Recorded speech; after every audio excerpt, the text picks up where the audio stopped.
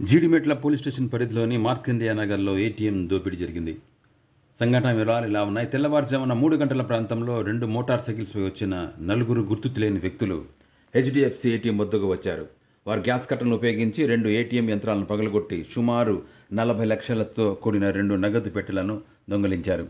ఈ దోపిడీ ATM సెంటర్లోని CCTV కెమెరాలో రికార్డైంది. జీడిమెట్ల పోలీసులు కేసు నమోదు చేసి సీసీటీవీ ఫుటేజ్ ఆధారంగా దర్యాప్తు చేస్తున్నారు. ये न्यूज को पेश करते हैं हैदराबाद होम अप्लायंसेज। 2:20